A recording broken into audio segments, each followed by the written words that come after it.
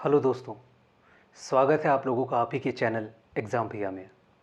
आज हम इस क्लास में इंडियन कॉन्ट्रैक्ट एक्ट का सेक्शन 56 पढ़ेंगे। ये सेक्शन 56 प्रीलिम्स और मेंस और इवन आपके सेमेस्टर एग्ज़ाम के पॉइंट ऑफ व्यू से भी बहुत ज़्यादा इंपॉर्टेंट है। तो आइए इसे स्टार्ट करते हैं। जैसा कि आपको पता है कि सेक्शन 56 जो है ये डील करता है डॉक्ट्रिन ऑफ फ्रस्ट्रेशन से। इससे पहले कुछ बेसिक चीज़ें आपको क्लियर होंगी, जैसे कि इसमें एग्रीमेंट आएगा, कॉन्ट्रैक्ट आएगा, वॉइड एग्रीमेंट आएगा, वॉइड कॉन्ट्रैक्ट आएगा। तो अगर आपको ये क्लियर नहीं है तो एक बार अपना बेर एक्ट अपने साथ में खोल लीजिए और एक बार उसे रिवाइज़ कर लीजिए। तो आपका जो सेक्शन 2E है वो बात करता है एग्रीमेंट की। तो एग्रीमेंट क्या होता है? Every promise and every set of promises forming the consideration for each other, ये होता है आपका एग्रीमेंट। अब ये एग्रीमेंट वॉइड कब होता है ये आपका 2G में बता रखा है। इससे पहले देखो 2H, जब कोई भी एग्रीमेंट इन्फोर्सेबल होता है बाय लॉ तो वो कहलाता है कॉन्ट्रैक्ट, सेक्शन 2H कहता है। और अगर वो एग्रीमेंट लॉ के द्वारा इन्फोर्सेबल नहीं है तो वो क्या हो जाता है? Void agreement. ये किस में है? 2G में। जैसे कि माइनर का एग्रीमेंट होता है, आपको पता है कि वो वॉइड अब इनिशियो होता है, यानी कि वॉइड होता है। अब इसके बाद जो आपका सेक्शन 2J है वो बात करता है वॉइड कॉन्ट्रैक्ट की। तो वो कॉन्ट्रैक्ट जो जब हुआ तो वैलिड था, लेकिन उसके बाद क्या हुआ? It ceases to enforceable. अब वो इन्फोर्स नहीं हो सकता ड्यू टू सम रीज़न, तो ये कहलाता है आपका वॉइड कॉन्ट्रैक्ट। तो ये जो वॉइड एग्रीमेंट और जो वॉइड कॉन्ट्रैक्ट है हम इसी सेक्शन 56 में पढ़ेंगे। तो सेक्शन 56 आपका बात करता है डॉक्ट्रिन ऑफ फ्रस्ट्रेशन की। इसके बेसिकली 3 पैराज हैं जिसमें ये डिवाइड है। इसमें हम 1 2 3 करके यहाँ पे देखेंगे, फिर हम इसका इफ़ेक्ट देखेंगे, फिर हम इसमें कुछ केस लॉज देखेंगे और हम 2 सिचुएशन देखेंगे कि फ्रस्ट्रेशन के कौन से स्पेसिफिक ग्राउंड्स हैं और कब वो कौन सी सिचुएशंस हैं जिसमें कि सेक्शन 56 अप्लाई नहीं होता है। तो इसमें मैं आपको बेर एक्ट से पढ़ाऊँगा, तो इसलिए आप अपना बेर एक्ट खोल लीजिएगा। तो देखिए सेक्शन 56 का जो आपका पैरा 1 है वो बात करता है इनिशियल इम्पॉसिबिलिटी की। ठीक, क्या लिखा हुआ है? An agreement to do an act impossible in itself is void. अगर आप कोई भी ऐसा एग्रीमेंट करते हैं जो अपने आप में इम्पॉसिबल है टू परफॉर्म तो वो क्या हो जाता है? Void agreement. इसके साथ में हम इलस्ट्रेशन ए देखते हैं। इलस्ट्रेशन ए क्या कहता है? A agrees with B to discover treasure by magic. जादू दिखा के खजाना ढूंढेगा, तो भाई ऐसा मुमकिन तो है नहीं, तो ये एग्रीमेंट क्या हो जाएगा आपका? वॉइड। ठीक, इसके बाद हम देखते हैं पैरा 2 जो बात करता है सबसीक्वेंट और सुपरवीनिंग इम्पॉसिबिलिटी।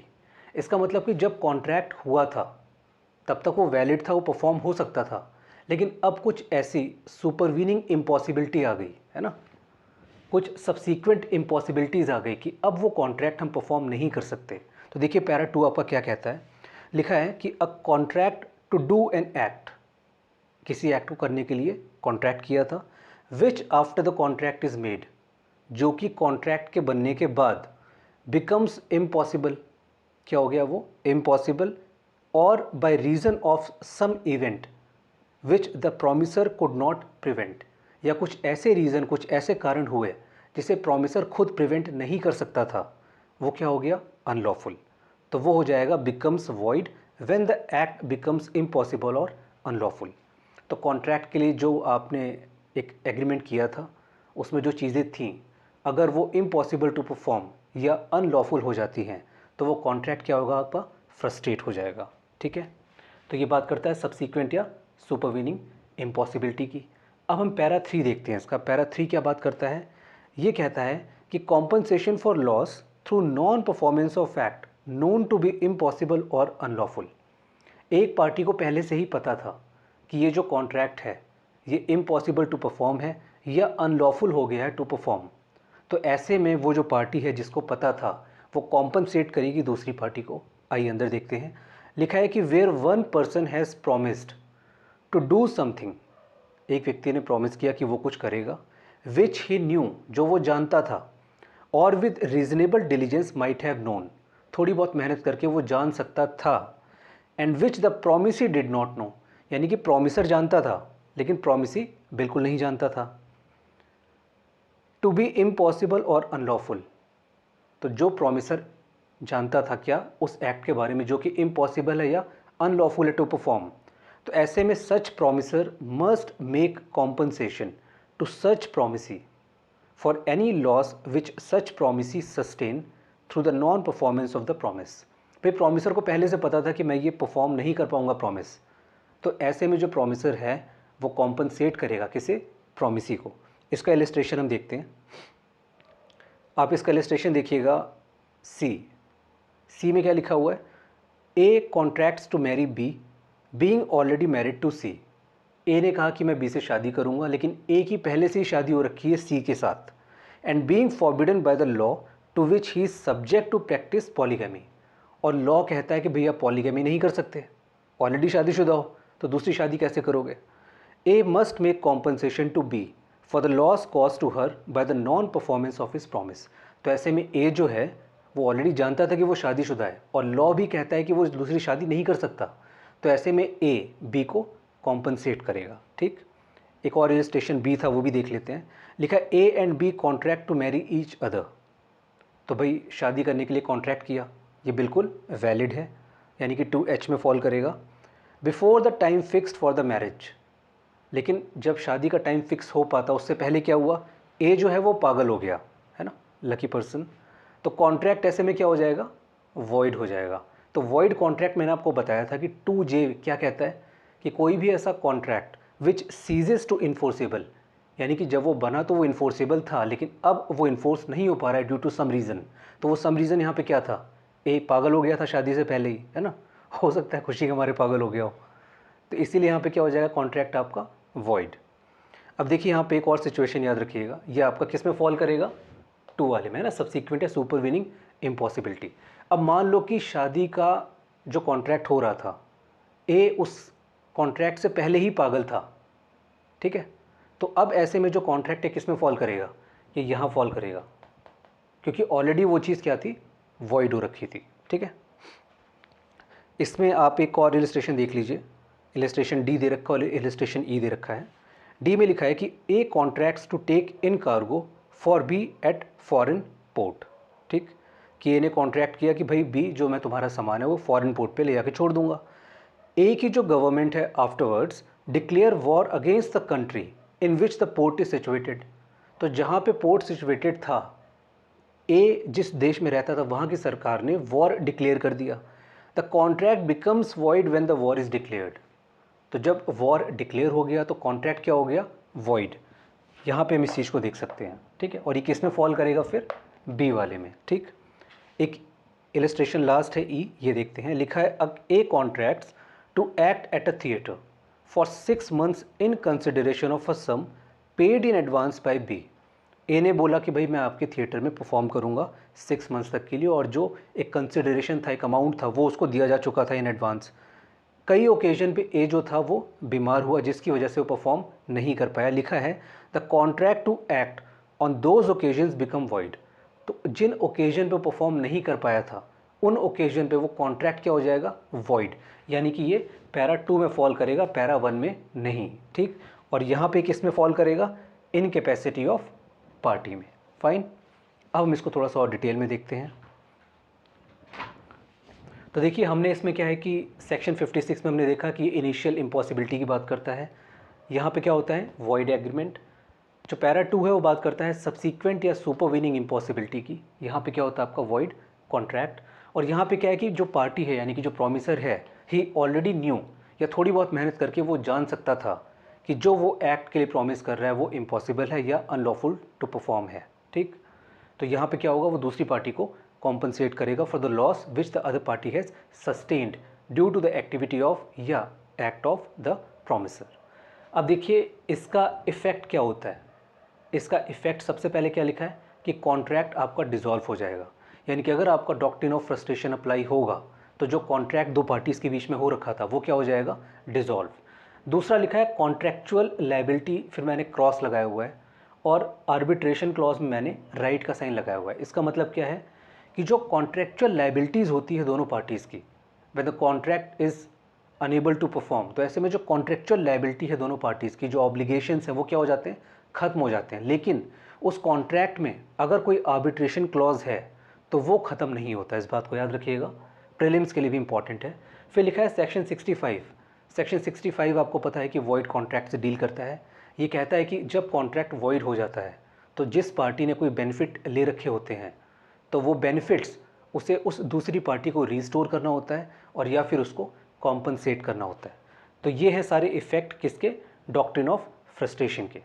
एक और चीज़ आइए देखते हैं, लिखा है सत्यव्रत घोष वर्सेस मुंगनी राम बांगुर। ये बहुत ही लीडिंग केस है डॉक्ट्रिन ऑफ फ्रस्ट्रेशन का। इसको मैंने शॉर्ट में लिखा है, आइए इसको समझते हैं। लिखा है कि doctrine of implied was in Vogue before doctrine of frustration. तो देखो जो डॉक्ट्रिन ऑफ फ्रस्ट्रेशन जो टर्म है ये इंग्लिश लॉ में यूज़ होता है। हमारे यहाँ पे क्या यूज़ होता है, डॉक्ट्रिन ऑफ सुपरवीनिंग इम्पॉसिबिलिटी, है ना, सुपरवीनिंग इम्पॉसिबिलिटी या सब्सिक्वेंट इम्पॉसिबिलिटी। तो डॉक्ट्रिन ऑफ फ्रस्ट्रेशन से पहले जो टर्म प्रचलन में था, इन वोग यानी प्रचलन में था, वो क्या था, डॉक्ट्रिन ऑफ इम्प्लाइड। पहला पॉइंट ये इस केस में बोला था। दूसरा क्या बोला कि जो डॉक्ट्रिन ऑफ फ्रस्ट्रेशन है ये इंग्लिश लॉ में है और हमारे यहाँ पे क्या, डॉक्ट्रिन ऑफ सुपरवीनिंग इम्पॉसिबिलिटी, ये दोनों एक ही बात है। तीसरा पॉइंट इसमें क्या बोला था कि doctrine of supervening impossibility is greater than, यानी कि इसका जो स्कोप है वो डॉक्ट्रिन ऑफ फ्रस्ट्रेशन से ज़्यादा है। कैसे, जो डॉक्ट्रिन ऑफ फ्रस्ट्रेशन है ये सिर्फ पैरा 2 को डील करता है इंग्लिश लॉ में, लेकिन हमारे यहाँ पे जो डॉक्ट्रिन ऑफ सुपरवीनिंग इम्पॉसिबिलिटी है ये इनिशियल इम्पॉसिबिलिटी और सब्सीक्वेंट इम्पॉसिबिलिटी दोनों को डील करती है। इसीलिए हमारा जो डॉक्ट्रिन ऑफ फ्रस्ट्रेशन है उसका स्कोप ज़्यादा है कंपैरेटिवली इंग्लिश लॉ के। फाइन, तो यहाँ तक हमने देख लिया। अब इसके बाद हम देखते हैं कि वो स्पेसिफिक ग्राउंड्स ऑफ फ्रस्ट्रेशन, यानी कि वो कौन कौन से ग्राउंड हैं जिनके बिहाफ पे कोई कॉन्ट्रैक्ट जो है वो फ्रस्ट्रेट हो सकता है। सबसे पहले लिखा है डिस्ट्रक्शन ऑफ सब्जेक्ट मैटर। भाई जिस सब्जेक्ट मैटर के लिए आपने वो कॉन्ट्रैक्ट किया था, अगर वो सब्जेक्ट मैटर ही डिस्ट्रॉय हो जाता है तो फिर कॉन्ट्रैक्ट में क्या परफॉर्म करोगे। तो इसमें आपका एक इंग्लिश केस आता है, टेलर वर्सेस कार्डवेल। उसमें क्या था कि जो प्लेंटिफ है उसने एक म्यूज़िक हॉल रेंट पे लेने की बात की थी, लेकिन जब तक वो रेंट पे लेता वो जो म्यूज़िक हॉल था वो क्या हो गया, उसमें आग लग गई। तो आग लग गई तो बेसिकली जो आपका सब्जेक्ट मैटर था यानी कि जो म्यूज़िक हॉल था वो क्या हो गया, डिस्ट्रक्ट हो गया, ख़त्म हो गया। फाइन, तो यहाँ पे क्या हो गया, doctrine of supervening impossibility apply होगा। फिर लिखा है फेलियर ऑफ ऑब्जेक्ट। पहले वाले में एक केस मैं आपको और बता देता हूँ, एक था टेलर वर्सेस कार्डवेल का और दूसरा था आपका हॉवेल वर्सेस कोपलैंड का। इसमें क्या था कि जो डिफेंडेंट है उसको लायबल नहीं, मतलब था क्या कि जो प्लेंटिफ और डिफेंडेंट दोनों के बीच में कॉन्ट्रैक्ट हुआ था कि भाई आप हमें कुछ इस पर्टिकुलर क्वालिटी के पोटैटोज़ देंगे, ठीक है। अब जो पोटैटोज़ की फसल थी उसमें आग लग गई, तो आग लग गई तो जो हमारा सब्जेक्ट मैटर था वो डिस्ट्रॉय हो गया, तो इसलिए हमारा जो कॉन्ट्रैक्ट है वो भी क्या हो गया, फ्रस्ट्रेट हो गया। फाइन, इसके बाद हम देखते हैं फेल्योर ऑफ ऑब्जेक्ट। इसमें बहुत ही लीडिंग केस आता है क्रेल वर्सेस हेनरी का। इसमें क्या था कि एक व्यक्ति ने होटल का एक ऐसा कमरा बुक किया जहाँ से वो कोरोनेशन प्रोसेशन को देख सके, वहाँ पे जो राजा थे उनका कोरोनेशन होने वाला था, उनकी यात्रा को देख सके, लेकिन जो राजा थे उनकी तबीयत ख़राब हो गई जिसकी वजह से जो प्रोसेशन है वो नहीं हो पाया। तो ऐसे में जो आपके कॉन्ट्रैक्ट का ऑब्जेक्ट था वो फेल हो गया, तो फेल हो गया तो फिर क्या अप्लाई होगा, डॉक्ट्रिन ऑफ सुपरवीनिंग इम्पॉसिबिलिटी। इसके बाद हम देखते हैं थर्ड पॉइंट, डेथ या इनकैपेसिटी ऑफ पार्टी।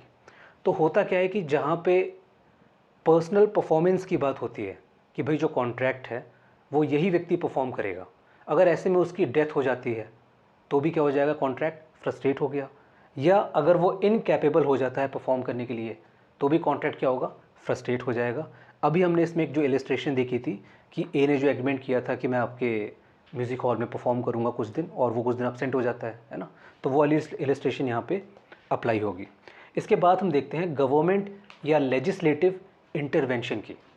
तो जब गवर्नमेंट या कोई लेजिस्लेटिव इंटरवेंशन मतलब कोई लॉ ऐसा बन गया कि जो कॉन्ट्रैक्ट आपने कर रखा था वो तो वैलिड था, लेकिन अब लॉ ऐसा बन गया है कि वो कॉन्ट्रैक्ट अनलॉफुल हो गया है या इलीगल हो गया है, तो ऐसे में वो कॉन्ट्रैक्ट क्या हो जाएगा, फ्रस्ट्रेट। इसमें केस हम देखते हैं, एक केस आपका union of India versus C Damani and company, 1980 का केस है। इसमें कॉन्ट्रैक्ट किया गया था for export of silver, but it was deem to have ended with the ban on export of silver. भाई कॉन्ट्रैक्ट किया था कि सिल्वर को हम एक्सपोर्ट करेंगे, लेकिन गवर्नमेंट ने क्या किया, सिल्वर के एक्सपोर्ट पे बैन लगा दिया। तो जब बैन लगा दिया तो कहाँ से एक्सपोर्ट कर पाओगे, तो यहाँ पे क्या हुआ कि जब तक कॉन्ट्रैक्ट जो था आपका सिल्वर एक्सपोर्ट करने का वो वैलिड था, लेकिन जैसे ही यहाँ पे गवर्नमेंट इंटरवेंशन या लेजिस्लेशन आया तो वो कॉन्ट्रैक्ट आपका क्या हो गया, वॉइड। ठीक। इसके बाद इसी में एक और केस आता है सत्यव्रत घोष वर्सेस मोगनीराम पांघर का। इसको आप ऐसे याद रखिएगा, एक टर्म होता है एक्विजिशन और दूसरा है आपका रिक्विजिशन। इससे आपको ये केस याद रहेगा। इस केस में क्या था कि एक आपका लैंड था बहुत बड़ा, एक बिल्डर था, उसने ये बोला कि मैं इसको अच्छे से प्लॉटिंग करके आप लोगों को दूंगा, तो जो लोग लेना चाहते हैं वो आइए। तो यहाँ पे क्या हुआ, कई लोग आए, तो उनमें से हमारा प्लेंटिफ भी यहाँ पे गया और उसने एक एरिया चूज़ कर लिया कि भाई ये मुझे चाहिए, आप इसको डेवलप करिए। इसके लिए उसने अर्नेस्ट मनी भी दे दी। अब क्या हुआ कि सेकेंड वर्ल्ड वॉर छिड़ गया। तो सेकेंड वर्ल्ड वॉर छिड़ने की वजह से जो उस समय सरकार थी उसने बोला कि भाई हमें ये एरिया चाहिए फॉर मिलिट्री पर्पस। अब जो बिल्डर था उसने बोला कि भाई ये जो लैंड है ये तो सरकार ने मुझसे ले लिया है, तो जो कॉन्ट्रैक्ट था मेरे और आप लोगों के बीच में वो क्या हो गया, वॉइड। तो यहाँ पे जो कोर्ट है उसने बोला कि सरकार ने एक्विजिशन ऑफ लैंड नहीं किया है कि परमानेंटली एक्वायरी कर लिया किसी पर्पज से, सिर्फ टेम्परली उसको क्या किया है, रिक्विजिशन।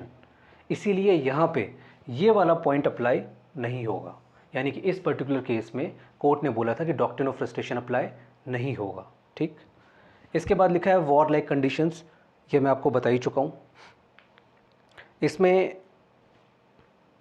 नेक्स्ट है आपका अनयूजुअल चेंज ऑफ सर्कमस्टेंसेस। तो कुछ ऐसे सर्कमस्टेंसेस अपीयर हो गए जो कि बहुत ही अनयूजुअल थे।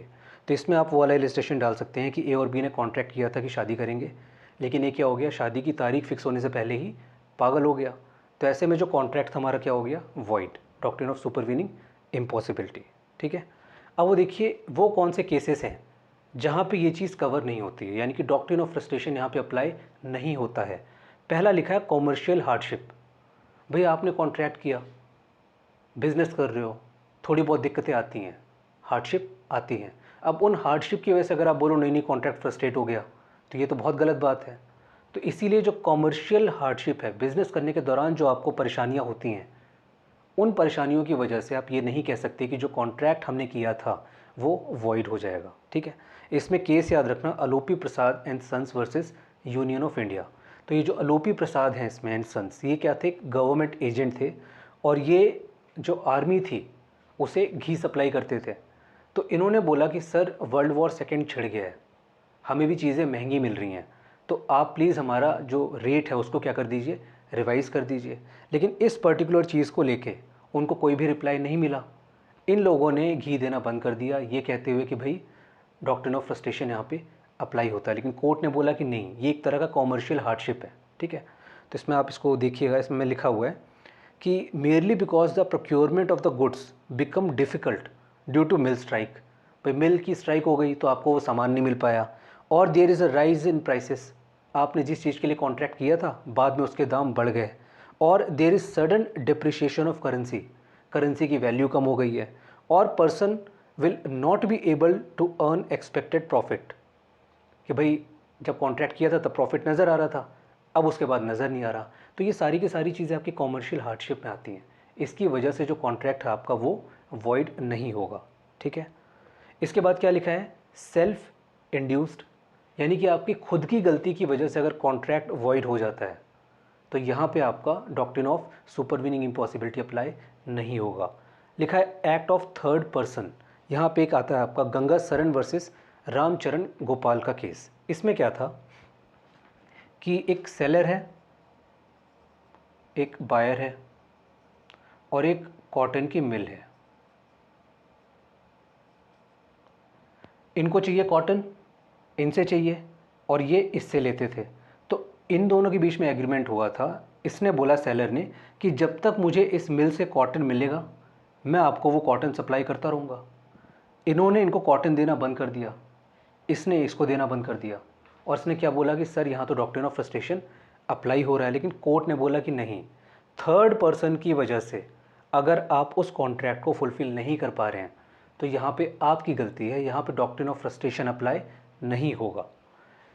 नेक्स्ट है आपका और लास्ट है failure of one of the object. भाई आपने जो कॉन्ट्रैक्ट किया था उसमें बहुत सारे ऑब्जेक्ट्स थे, अब उसमें से एक या एक से ज़्यादा अगर ऑब्जेक्ट आपका क्या हो जाता है, कोई अनलॉफुल हो जाता है, इलीगल हो जाता है, इसका मतलब ये नहीं कि जो बाकी के आपके ऑब्जेक्ट थे वो भी क्या हो जाएंगे, अनलॉफुल। तो डॉक्ट्रिन ऑफ सेवरेबिलिटी हम यहाँ पे अप्लाई कर सकते हैं। तो ये सारे वो सिचुएशंस थे जहाँ पे डॉक्ट्रिन ऑफ फ्रस्ट्रेशन अप्लाई नहीं होता है, और ये वो सिचुएशंस थे जहाँ पे डॉक्ट्रिन ऑफ फ्रस्ट्रेशन अप्लाई होता है। ये आपके सेमेस्टर एग्ज़ाम के लिए और आपके मेंस के लिए बहुत इंपॉर्टेंट है। आई थिंक एमपी में 1 या 2 साल पहले मेंस में ये क्वेश्चन पूछा गया था।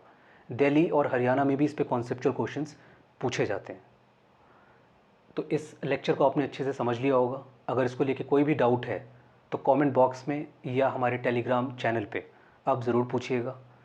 इस समय यूपी पीसीएस को लेके, यानी कि यूपी पीसीएस की वैकेंसी जैसा कि सब जानते हैं कि आने वाली है, ड्यू है, उसको लेके हमारे कई कोर्सेज़ चल रहे हैं। तो अगर अब आप उन कोर्सेज़ को ज्वाइन करना चाहते हैं तो उससे रिलेटेड इन्फॉर्मेशन आप हमसे व्हाट्सएप कॉल करके मांग सकते हैं। नंबर मैं डिस्क्रिप्शन बॉक्स में अवेलेबल करा दूंगा। और देखिए, आपको ये लेक्चर कैसा लगा, अच्छा लगा, बुरा लगा, फीडबैक ज़रूर दिया करिए ताकि मैं और इन सब चीज़ों में इम्प्रूवमेंट कर सकूं। तो उम्मीद है कि ये क्लास आपको अच्छी लगी होगी। मिलते हैं अगली क्लास में, तब तक के लिए पढ़ते रहिए और अपना ध्यान रखिए।